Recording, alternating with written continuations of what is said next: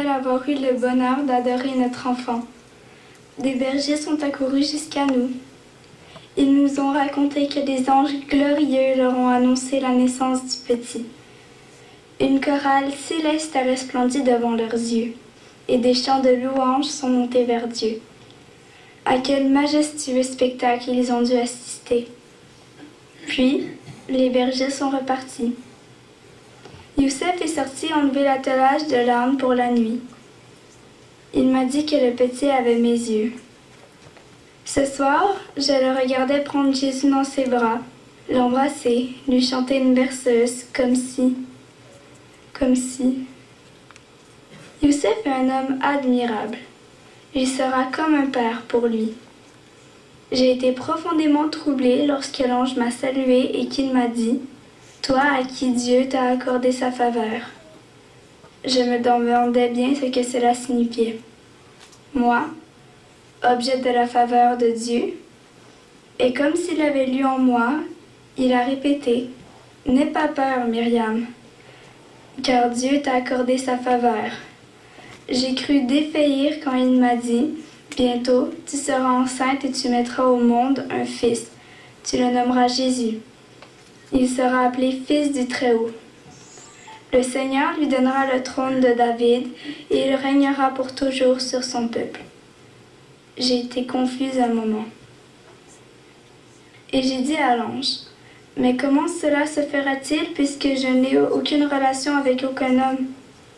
Il a répondu « L'Esprit Saint descendra sur toi et la puissance du Dieu Très-Haut te couvrira de son ombre. » Et je l'ai cru.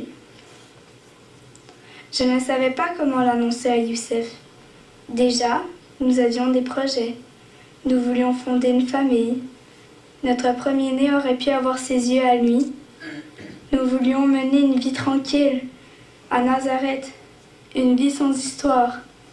Youssef et moi, on n'aime pas tellement être en vue. Les premières loges, nous faire remarquer dans les places publiques, ce n'est pas nous. Je suis restée quelques jours couchée, sans manger, sans sortir de chez moi. Ma mère croyait que j'étais malade. J'avais un poids sur le cœur, une vive douleur dans l'âme. Tant je craignais d'en parler à Youssef. Je m'inventais des histoires, mon imagination me faisait divaguer. Toutes ces questions qui se bousculaient dans ma tête. Pourquoi moi? Comment Dieu a-t-il bien pu me remarquer? Comment puis-je être digne du choix de l'Éternel Dieu? Je croyais que Youssef ne pourrait pas me croire. Je l'imaginais se mettre en colère, m'accuser, m'abandonner. Lui, un homme si bon et si doux. Mais il n'a pas dit un mot quand je lui ai raconté ce qui venait de m'arriver. Seul un lourd silence qui m'a paru une éternité. Il m'a regardé, puis il est parti. Il avait besoin de réfléchir. Moi, je me sentais seule. Youssef, mon Youssef, allait-il me revenir? Verrais-je encore dans ses yeux ce regard de tendresse auquel il m'avait habituée? Allais-je suivre ce chemin sans lui? J'ai eu mal. J'ai eu mal qu'il pense que je l'avais trompé. Que pouvais-je dire de plus? Rien. Durant la nuit dans ma chambre, j'ai accepté de devoir perdre Youssef afin d'accomplir le projet de Dieu pour ma vie. Mais cette même nuit, un ange du Seigneur lui est apparu, à lui aussi en rêve. Il lui a dit « Youssef, ne crains pas de prendre Myriam pour femme, car l'enfant qu'elle porte vient du Saint-Esprit. » L'ange lui a même dit quel nom je devais donner au bébé. À son réveil, Youssef a couru jusque chez moi. Je ne comprenais pas qu'est-ce qui se passait. Il avait peine à souffler. Il essayait de me dire tant de choses à la fois. J'ai dû prendre son visage entre mes mains pour le calmer. Là, il m'a avoué avoir projeté la veille de rompre nos fiançailles, mais qu'au petit jour, tout était changé. Dieu l'avait visité. Son cœur était transformé. D'un coup, nous débordions de joie. Tous les deux, nous faisions maintenant partie du projet de Dieu. Le Dieu de gloire s'est fait petit en moi. Le Sauveur de l'humanité s'est recroquevillé dans mon ventre. Et voilà qu'aujourd'hui, les mains qui ont créé le monde s'agrippent à mon doigt. Les yeux qui veillent en moi louchent et cherchent mon visage. Le maître de tous les anges du ciel a choisi d'être protégé par moi. Celui qui a créé le soleil pleure jusqu'à ce que je l'aie réchauffé. Tant de choses que j'ai du mal à saisir, mais qui m'émerveillent tous à la fois. Éternel, tu as déposé en moi le don unique de ta vie. Tu es venu prendre place dans la fragilité de mon être. Sans que je sache comment, tu t'es servi de moi, si démuni, si vulnérable, pour faire rayonner ta présence parmi les humains. Par ta grâce, je vais faire de ma faiblesse une occasion de te servir.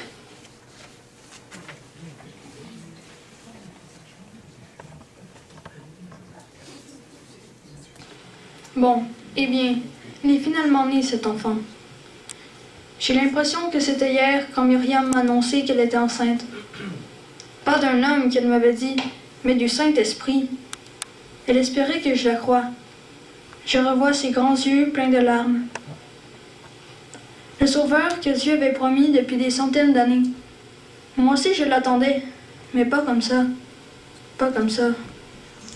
Je sais que Dieu est puissant, qu'il peut donner des enfants à une femme stérile, mais de là à ce qu'une femme, ma femme, soit enceinte de Dieu, c'était autre chose. Quand Myriam m'a annoncé la nouvelle, je n'ai rien dit. Je ne pouvais pas lui parler. Je suis rentrée chez moi. J'étais furieux. Comment osait-elle non seulement me tromper après tant de promesses, mais en plus me mentir en pleine face? Mais peu après, la colère a cédé la place à un grand vide et à une douleur immense. Qu'est-ce que j'allais devenir sans ma petite Myriam? Nos plans, notre avenir, tout volait en éclats. Non, je ne pouvais pas rester fâchée contre elle. C'était sûrement moi le problème. Je me suis dit que peut-être je n'étais pas l'homme dont elle avait besoin. Peut-être elle était allée vers un autre homme qui savait mieux l'aimer. J'ai décidé de simplement disparaître, sans faire de bruit, rompre sans faire de scandale. J'en étais là dans mes pensées quand l'ange de Dieu m'est apparu. Son message était des plus simples, mais des plus beaux. Il m'a déclaré que Myriam disait la vérité et que je ne devais pas avoir peur de l'épouser. J'étais abasourdi. Tous mes cauchemars n'étaient que des vapeurs mensongères. On allait se marier. Je débordais de joie. J'étais inquiet lorsque je suis retourné voir Myriam le lendemain. On ne s'était pas quitté en de très bons termes. Elle était si rayonnante que quand je lui ai tout raconté, je l'ai serrée dans mes bras et nous sommes restés comme ça pendant je ne sais pas combien de temps. J'avais tellement eu peur de la perdre. Plus le temps passe, moins j'ai l'impression de comprendre pourquoi Dieu m'a-t-il choisi, moi, pour être le mari de celle qui allait porter son fils. Pourquoi pas un roi ou un homme riche? Je suis un charpentier. Je n'ai pas les connaissances des grands sages, moi. Je ne connais que la charpenterie. Et comment est-ce que je pourrais enseigner la charpenterie au fils de celui qui a créé le monde? Mais au fond, si Dieu n'avait pas voulu d'un charpentier, il n'avait qu'à choisir quelqu'un d'autre. Des fois, je me dis, est-ce que les gens vont se demander pourquoi ils ne me ressemblent pas? Qu'est-ce que je leur répondrai, moi? Mais ma tendre Myriam a tellement l'air sereine. Elle ne semble pas se poser ce genre de questions. Elle m'a dit que je serais un papa fabuleux. Elle m'a rappelé que de toute façon, je ne suis pas le seul. Dieu veille sur nous. Heureusement qu'elle est pleine de confiance. Moi, je ne m'attendais pas à être père si tôt. Je ferai tout ce que je pourrais pour être un papa que cet enfant mérite. Je suis un papa, mais en même temps, je ne le suis pas. Oh Dieu, j'espère que tu sais ce que tu fais. Le conte de Noël, selon Charles Dickens, c'est une pièce de Noël en 4 actes. Alors, nous allons avoir 2 actes ici. Le premier, c'est l'histoire d'un homme au cœur dur attaché à l'argent. OK? Deuxième acte, un homme au cœur dur est touché par le Saint-Esprit.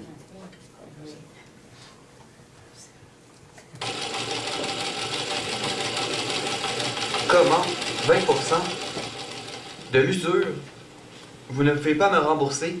Eh bien, on saisira vos meubles. Bonsoir, madame. C'est vrai, monsieur. Elle est tombée malade et elle est veuve. Toi, travaille. Je ne te paie pas pour que tu passes ton temps à défendre les veuves. Ces gens-là n'ont qu'à être prévoyants. Joyeux Noël, mon oncle. Je suis venu t'inviter.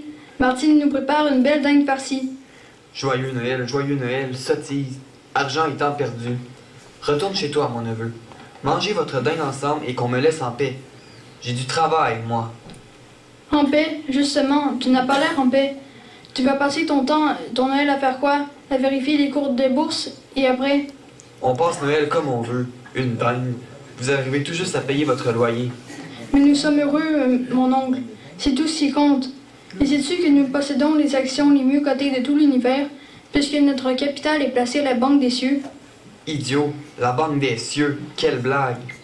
Et puis Noël a une si belle signification. Dieu est venu sous la forme d'un enfant pour nous pardonner. Bêtise que tout ça, des histoires de bonnes femmes. Pas tant que ça, mon oncle.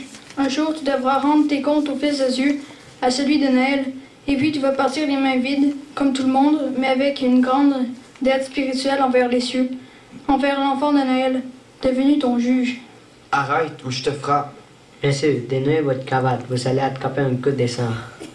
De quoi tu t'occupes, toi? Tu es ici pour travailler, pas pour te mêler à de mes histoires de famille. Au revoir, mon oncle. Il avait raison pour la vraie signification de Noël. Tais-toi, sinon tu te retrouves au chômage. Bon Noël quand même, mon oncle. Oh! Joyeux Noël, monsieur, et passez de bonnes fêtes. Sauvez-vous, garnement. Je vais vous en donner, moi, du joyeux Noël. Mais monsieur, Pas de mais, sauvez-vous, petit voyou. on fait rien de mal, on n'est pas des voyous. Radin, Gripsou. Attends un peu. Entrez, qu'il y a-t-il pour votre service, madame? Nous venons vous solliciter pour les pauvres du quartier. 2 sont morts de froid hier sur un banc du parc. Écoutez-moi bien, vous deux. Si je vous donne de l'argent, ils ne seront plus pauvres. S'ils ne sont plus pauvres, vous n'aurez plus besoin de quitter. Si vous ne quittez plus, vous serez au chômage. Donc pas un centime. Au revoir. Ça alors, quel rapace? Qu'est-ce que tu dis? Je parlais des rapaces. Ah, des rapaces? Monsieur, ma journée est terminée et demain c'est Noël. Oui. Et naturellement, il faut que je te donne un jour de congé. Oui, monsieur, c'est la coutume. Mais après-demain, tu viendras 1 heure plus tôt pour rattraper ça. Oui, monsieur. Joyeux Noël, tout de même, monsieur. Joyeux Noël. Ils n'ont qu'à ce mot-là à la bouche. Allô? Allô?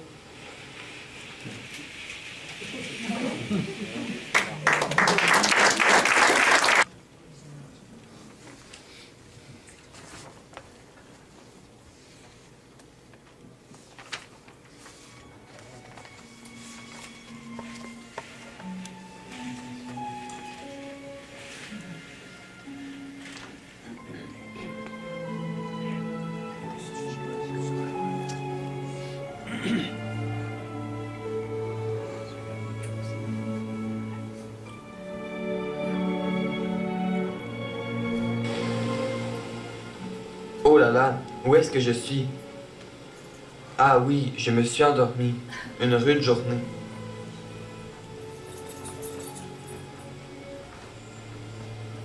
Mais qui êtes-vous? Je m'appelle Remords. Remords, quel nom sinistre. Eh oui, un an en enfer, dresser les cheveux sur la tête. Je suis venue pour t'avertir. M'avertir? M'avertir de quoi? Attends, tu vas voir. Voici 2 Noëls d'autrefois. Oh, la maison de mes parents. La jeune fille à côté de moi, c'est Lise, ma fiancée. Elle est bien jolie, n'est-ce pas? Comme je voudrais revenir en arrière. Tu ne le peux pas, l'ami. Tu ne peux pas rattraper les années perdues. Dis-moi, n'est-ce pas une Bible que tu tiens dans les mains? Oui, Qu'est-ce que tu leur lis? je leur parle du verset qui déclare: si quelqu'un est en Christ, il est une nouvelle créature. Les choses anciennes sont passées, Voici toutes choses sont devenues nouvelles. Et ça signifiait quoi pour toi? Christ avait changé ma vie. Je l'avais accepté comme mon sauveur personnel. J'étais heureux. Et maintenant? Arrête, ne me demande plus rien, ça me met hors de moi. Bon, passons à notre Noël. Je suis venue te rendre ta parole. Je ne serai pas ta femme. Tu as tellement changé. La passion de l'argent est inscrite sur ton visage. Tu as tout sacrifié au Dieu coffre-fort. L'argent a rendu ton cœur sec et dur comme un caillou. Je vais continuer ma route sans toi, accompagnée du Fils de Dieu, ce merveilleux Maître que nous avions décidé de servir ensemble. Je retourne à ma pauvreté avec un cœur ulcéré mais paisible. Adieu, mon ami. Non, non, ne me montre plus rien. Elle est touchante, ta fiancée. Observe son air digne. Qu'est-ce qu'elle est devenue par la suite? Elle est morte. Morte? Oh non. Je dirais plutôt qu'elle est près du Seigneur qu'elle a choisi de suivre. Je t'en prie, arrête. Tu veux me rendre fou ou quoi? N'oublie pas que je m'appelle Remords et les remords font souffrir. Maintenant, considérons le Noël d'aujourd'hui. Dis-moi, où sommes-nous? Nous sommes dans l'appartement de ton employé, Denis. Mais quel est le problème de leur enfant? Tu n'es même pas au courant? Elle a la maladie des os. Si Denis gagnait bien sa vie, Fanfan pourrait être soignée. Et si elle n'est pas soignée? Elle risque de mourir. Et la maman, qu'est-ce qu'elle dit à la petite? Eh bien, écoute.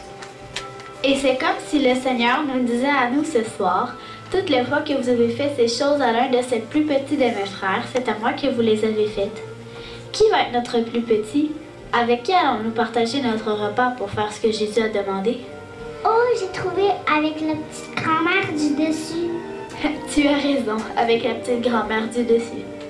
Partager. Ceux qui n'ont rien partagent. Ceux qui ont tout ne donnent rien.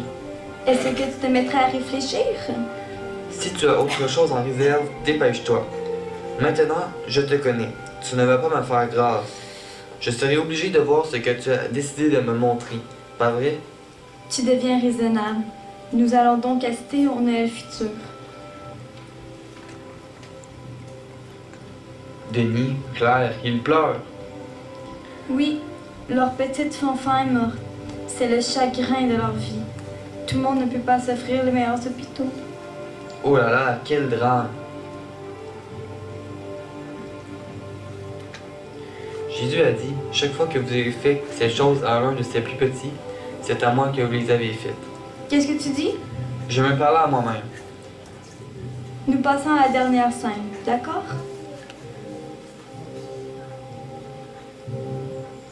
C'est un enterrement? Oui, l'ami, et c'est le tien. Oh non! Tu fais le cadavre le plus riche de la ville. Admire ces belles poignées en or. Seulement, quand la terre va te recouvrir, ton passage en ce monde sera vite oublié. Tu n'auras pas plus que le dernier mendiant de la fosse commune. Oui, je sais. Compagnon, tu as de quoi réfléchir. Je te laisse. Adieu.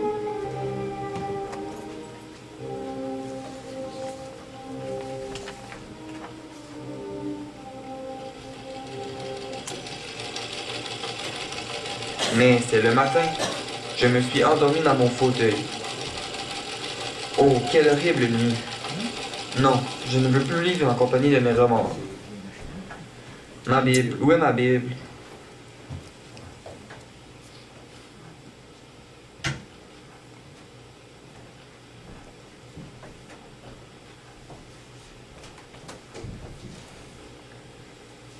J'irai vers mon Père. J'irai vers mon Père. Quand le mauvais fils a eu tout dépensé, il est venu demander pardon à son père et il a été pardonné. Et il a été pardonné. Moi, j'ai amassé des sommes incroyables et j'ai fait souffrir tellement de gens, même ceux que j'aimais le plus. Quelle folie!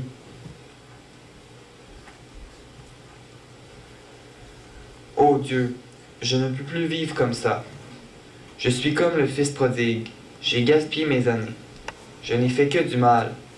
C'est vrai, Seigneur, mon cœur est dur comme du granit. Toi seul peux le changer. Je viens à toi tel que je suis, tout tremblant, mais je crois en ta puissance. Tu peux transformer un horrible égoïste en une nouvelle créature. Moi aussi, j'ai péché contre le ciel et contre toi. Pardonne-moi. Je veux revenir à la maison du Père. Dans ton amour, accepte-moi maintenant. Et s'il te plaît, aide-moi à réparer ce que je peux réparer. Oh, mais si tout s'est passé cette nuit, c'est encore Noël. Alors il me reste beaucoup de choses à faire. Vite!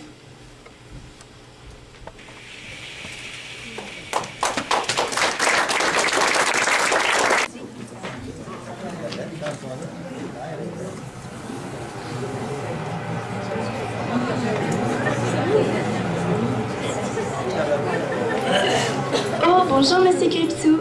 Vous êtes tout beau aujourd'hui. Vous avez mis votre costume neuf. Attention, vous allez l'user. Est-ce que ça va bien? Oui, et vous? Avez-vous passé un joyeux Noël? Oh oui, mais pas vous. Hier, vous n'étiez pas content. Vous étiez même plutôt malgracieux.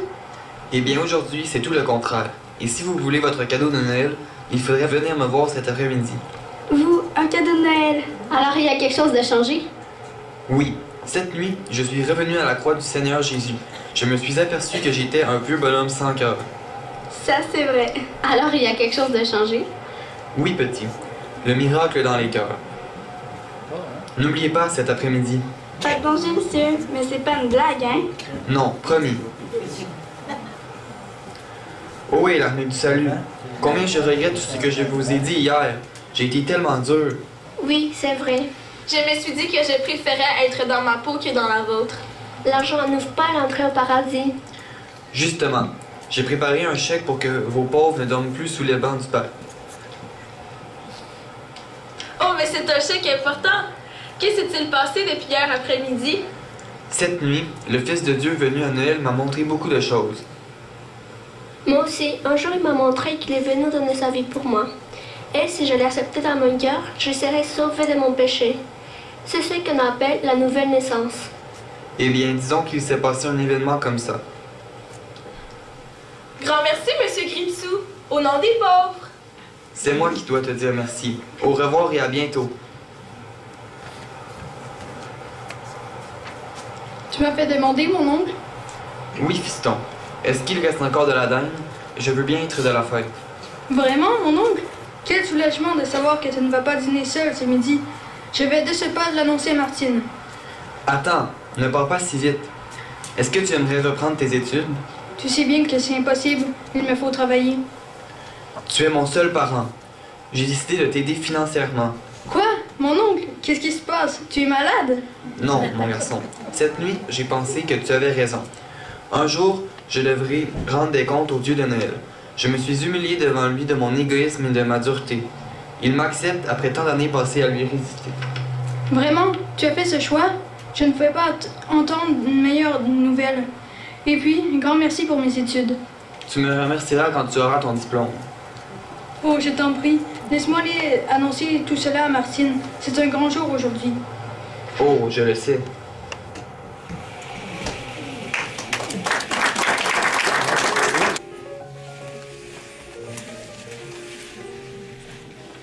Allons, Fanfan, préparons-nous à sortir.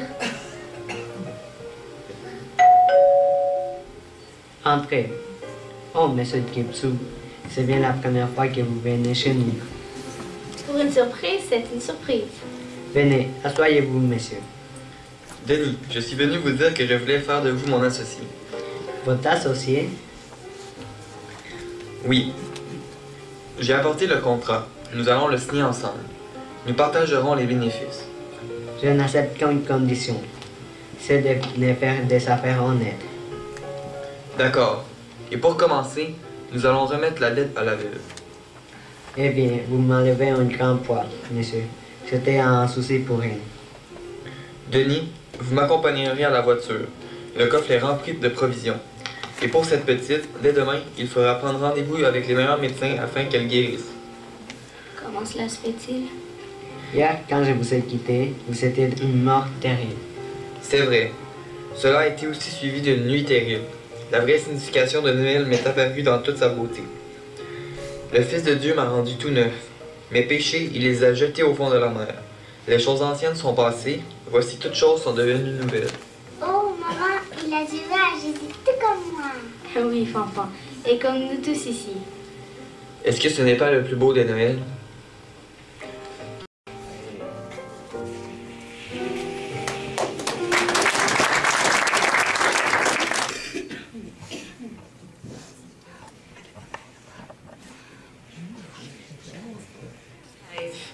Mais en était-ce vraiment un? J'ai vu un groupe d'hommes et de femmes qui se dirigeaient vers une porte magnifique, faite d'une seule perle. La porte était entr'ouverte et laissait voir une rue pavée d'or pur. Devant cette porte se tenait un ange, vêtu d'habits resplendissants. Quand l'ange a vu le groupe s'avancer, son regard s'est voilé de tristesse. En effet, ces voyageurs étaient tous vêtus de longues robes qui, un jour, devaient avoir été blanches, mais dont la couleur disparaissait sous la boue et les taches. Cependant, ils marchaient satisfaits, comme des gens sûrs d'atteindre le but.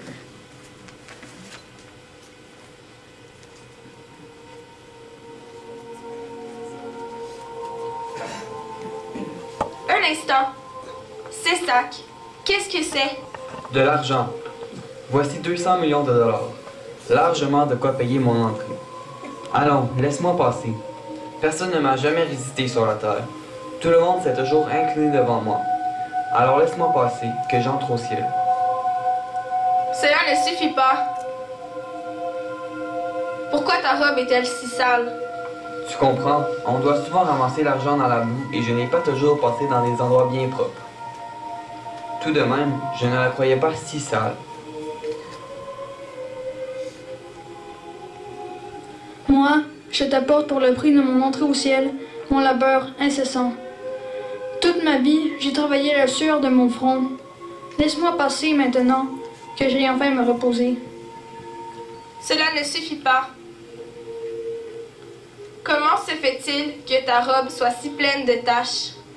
Si tu penses que j'ai eu le temps de penser à cela, j'étais trop occupée à travailler. De toute façon, les autres sont encore plus sales que moi. Lis ces lettres. Ce sont des lettres de référence. Elles m'ont été envoyées par toutes sortes de gens à qui je fais du bien ou à qui je rends du service. Tous me remercient chaleureusement puisque j'étais si bonne. Le ciel est donc pour moi. Oh. Cela ne suffit pas. Pourrais-tu m'expliquer pourquoi ta robe est souillée? La belle question. Voilà, la Bible. Ce livre, je l'ai étudié toute ma vie. Interroge-moi, je répondrai à toutes tes questions, même les plus difficiles. Allez, interroge-moi. Cela ne suffit pas. Sache que ce qui importe, c'est la saleté de ta robe.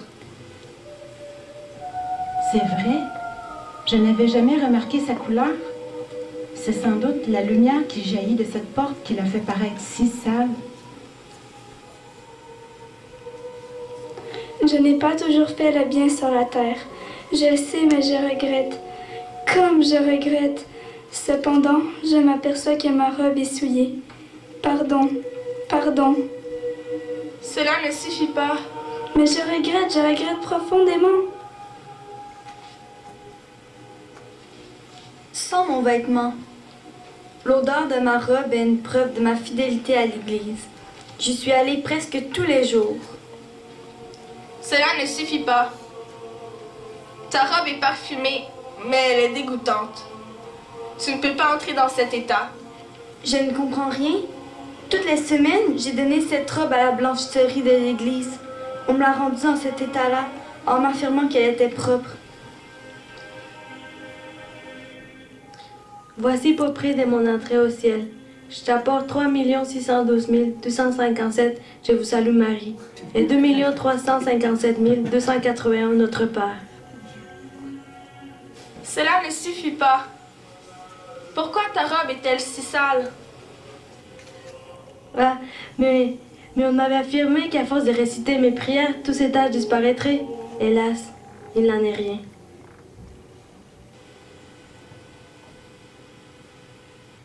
J'ai souffert, beaucoup souffert. Cela ne suffit pas. Ta robe n'est pas assez propre pour que tu entres ici. Mais j'ai pensé que mes larmes finiraient par la laver parfaitement.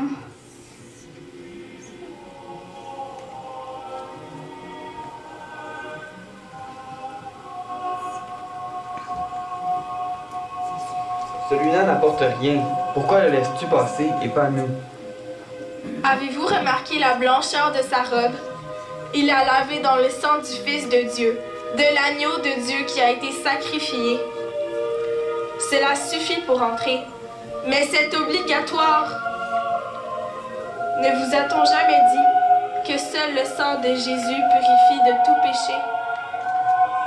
Si, mais nous avons cru qu'il y avait d'autres moyens tout aussi efficaces. Nous nous sommes trompés. Oui, nous nous sommes trompés. Maintenant, nous voulons faire ce que tu dis. Nous voulons laver nos robes dans ce sang précieux. Oui, c'est ça que nous voulons faire. C'est trop tard. Il fallait le faire avant de vous présenter ici. Alors j'ai vu le groupe disparaître dans les ténèbres en poussant des cris de désespoir.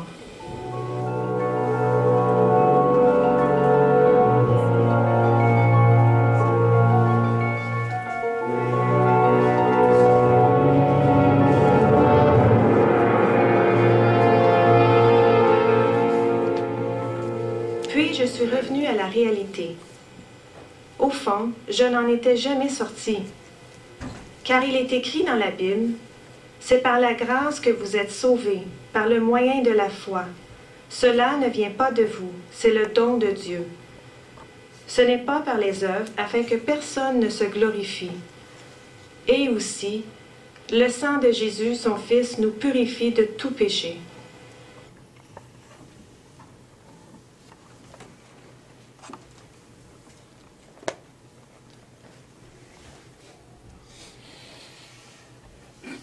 Est-ce que vous avez été touchés? Oui. Je pense qu'on devrait les remercier en se levant debout et en applaudissant.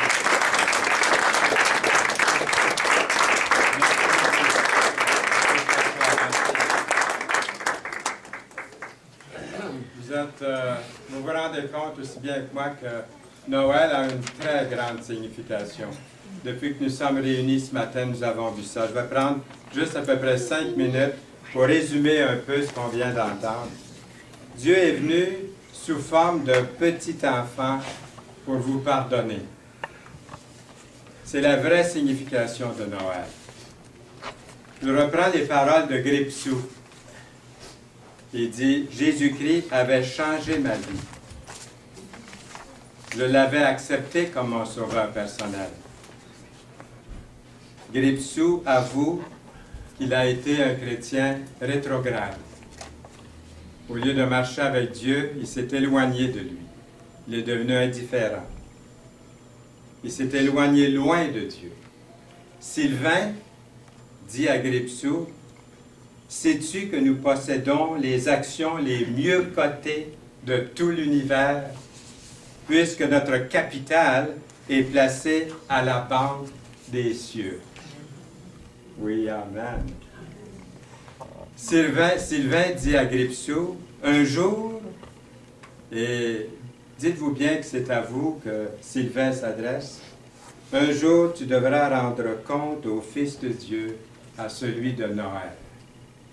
Tu devras partir les mains vides comme tout le monde, mais avec une grande dette spirituelle envers l'enfant de Noël, devenu ton juge.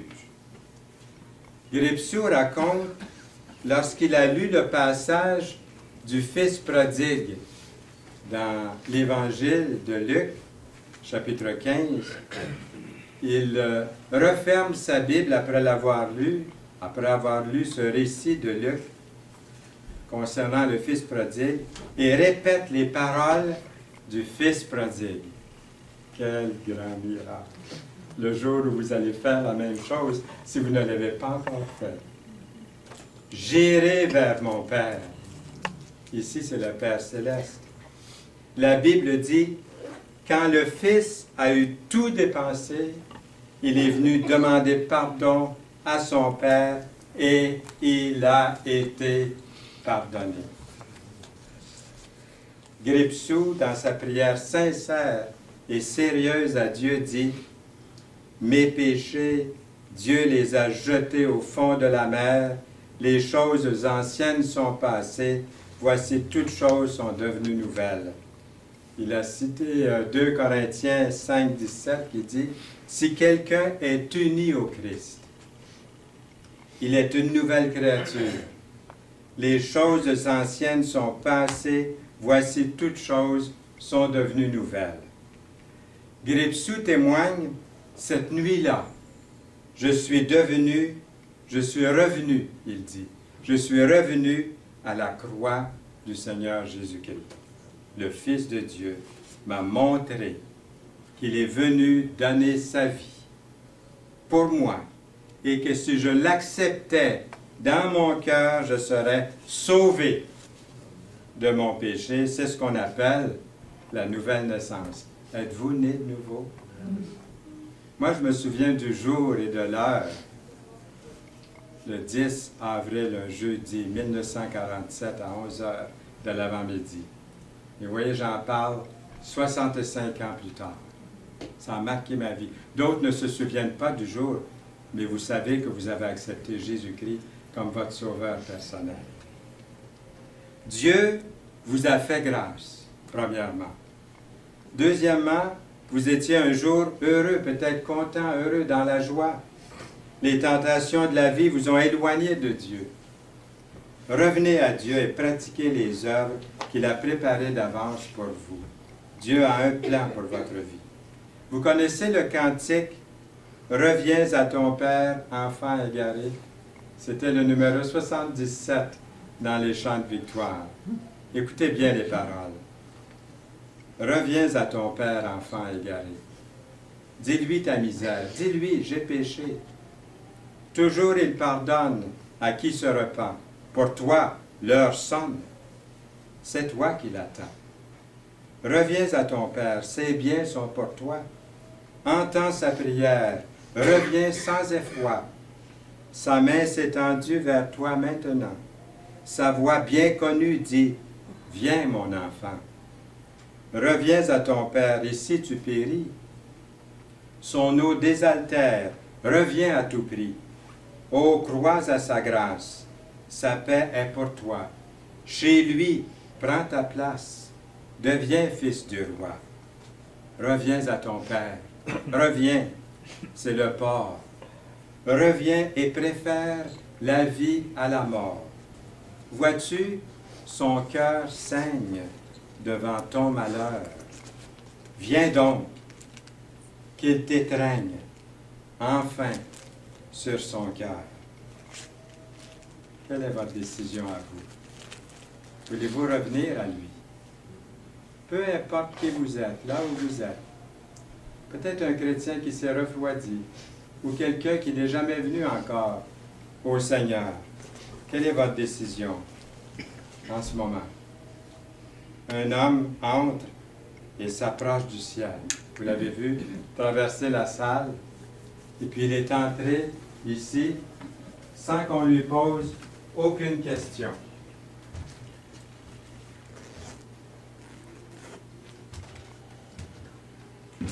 Il a le visage rayonnant. Il est revêtu d'une robe blanche, plus blanc que neige. L'ange lui sourit et le laisse passer sans lui poser de questions. Le riche s'exclame, « Hé, celui-là n'apporte rien, pourquoi le laissez-vous entrer? Et pas nous? » L'ange répond, « Avez-vous remarqué la blancheur de sa robe? Il a lavé dans le sang précieux du Seigneur Jésus-Christ, qui a été sacrifié pour lui. Cela suffit pour entrer au ciel. Mais c'est obligatoire de passer par Jésus, son sang versé pour vous. Ne vous a-t-on jamais dit que seul le sang de Jésus, son Fils, nous purifie de tout péché? Et ce verset qu'on a cité à la fin, c'est par la grâce que vous êtes sauvés. Par le moyen de la foi. Et cela ne vient pas de vous, c'est le don, le cadeau. Quel beau cadeau pour vous de recevoir les mains ouvertes du Seigneur. Le don de Dieu, le plus beau cadeau, le plus beau des cadeaux que Dieu vous fait aujourd'hui. Mais je vous pose la question, le voulez-vous? Le prenez-vous? L'acceptez-vous? Est-ce qu'il y a quelqu'un ici cet après-midi, dans cette salle, moi je ne connais pas le cœur de personne au fond, mais est-ce qu'il y a quelqu'un ici aujourd'hui qui aimerait sincèrement et sérieusement recommencer sa vie à zéro, mais avec le Seigneur, comme sauveur et Seigneur de sa vie? J'aimerais vous aider à faire cette décision, de prier sincèrement et sérieusement, faire une prière de repentance pour recevoir Jésus-Christ comme votre Sauveur et Seigneur dans votre vie. Dites-lui sincèrement, « Ô Dieu, je me présente devant toi. Je ne peux plus vivre sans toi. Je ne veux plus vivre sans toi. Je suis comme le Fils prodigue, Seigneur. Mon cœur aussi peut être aussi dur comme du granit. Toi seul peux le changer. Le sang de Jésus. Répétez après moi sincèrement, le sang de Jésus, son Fils, me purifie de tout péché. Dites-lui merci pour ton don de grâce. Je laisse mes péchés au pied de la croix et le sang de Jésus me purifie de tout péché. Est-ce que vous le voulez, ce don, ce cadeau de grâce? Est-ce qu'il y en a ici qui le veulent aujourd'hui? Ils disent oui, c'est pour moi. Remercions-le. Si vous l'avez fait sincèrement dans votre cœur, je vous dis, vous êtes sauvés. Si vous l'avez fait sérieusement et sincèrement, ne laissez pas le diable vous dire que vous ne l'avez pas fait si vous l'avez fait sincèrement et sérieusement. Ne laissez personne vous dire que vous êtes perdu une fois que vous l'avez reçu comme Sauveur et Seigneur. Et 65 ans plus tard, si Dieu vous accorde de vie, vous pourrez faire comme moi aujourd'hui. Jésus est mon Seigneur et mon Sauveur. Je l'ai accepté quand j'étais un enfant, à l'âge de 11 ans. Et les grands l'ont cru. Quand je dis, je viens de recevoir Jésus, je viens de prier le Seigneur d'entrer dans ma vie, un grand m'a dit, tu es sauvé si tu l'as fait sincèrement. Alors ne laissez personne vous décourager de ce côté-là. L'avez-vous fait aujourd'hui? Est-ce qu'il est votre Sauveur, votre Seigneur? Seigneur, nous voulons te remercier de répandre sur chacun de nous ici aujourd'hui. Comme nous avons vu tantôt dans cette pièce, le cœur de Dieu saigne. Dans ce cantique, nous avons vu, reviens à ton Père, ton cœur saigne devant le malheur qui nous attend si nous refusons le Fils de Dieu. Mais ce don précieux, nous voulons l'accepter et être sauvés. Merci Seigneur pour ce cadeau que tu nous fais à l'approche de Noël, alors que nous fêtons ta venue dans ce monde. Au nom précieux de Jésus-Christ. Amen et Amen. Amen.